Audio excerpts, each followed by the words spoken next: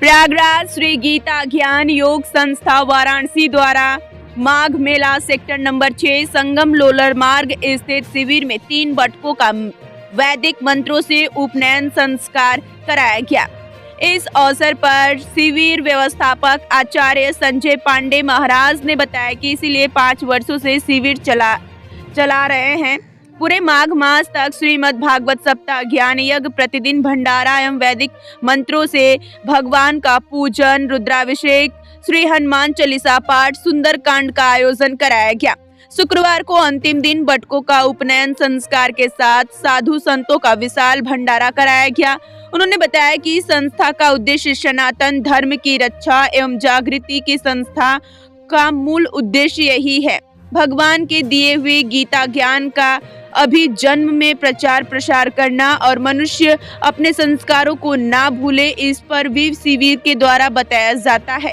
और अपने संस्कारों में 16 संस्कारों में एक उपनयन संस्कार भी है, जो उपनयन संस्कार आज संपन्न हुआ, वैदिक विधि विधान से कराया गया। इस अवसर पर धर्मराज यादव, आचार्य मनोज तिवारी, राकेश पांडे, आचार्य संदीप, प्रेम शंकर मिश्रा, प्रियंका पांडे, नीलू पांडे आदि समाजसेवी भी मौजूद रहे।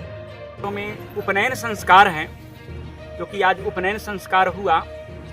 मेरी इच्छा तो थी कि अधिक से अधिक बटुकों का उपनयन संस्कार हो, लेकिन 3 बच्चे ही आए और 3 बच्चे के अभिभावक माता पिता। प्रयागराज में उपनयन संस्कार का क्या महत्व है? प्रयागराज तीर्थों का राजा है जी। और तीर्थों का राजा, जहाँ अन्य तीर्थ तो सिर्फ उनका नाम है, तीर्थ ही कह सकते हैं, लेकिन प्रयाग को कहते हैं प्रयागराज, तीर्थराज प्रयाग। तो तीर्थराज में उपनयन संस्कार अगर हो तो इसका एक बहुत महत्व है, विशेष महत्व है। इसलिए ऐसे तीर्थराज में उपनयन संस्कार करावें तो इसकी बड़ी महिमा है। जैसे स्नान तो कहीं भी किया जा सकता, जब तब तो कहीं किया जा सकता, लेकिन यहाँ प्रयागराज में जो कल्पवास करते हैं, जप करते हैं, ध्यान करते हैं। अब जैसे एक समय भोजन करके कल्पवासी लोग रहते हैं, कथा सत्संग सुनते हैं, तो यहाँ का विशेष महत्व है। इसलिए पूर्व काल में यहाँ बहुत से यज्ञ आदि हुए हैं, इस कारण से इसका नाम प्रयाग है। और ऐसे स्थल पर जितना अधिक हो सके संस्कार के कार्यों को करना चाहिए, जैसे कि जितना हो सके स्नान, दान, व्रत, तप, तीर्थ है, और जैसे उपनयन संस्कार ही हुआ, तो इन सब की बड़ी महिमा है।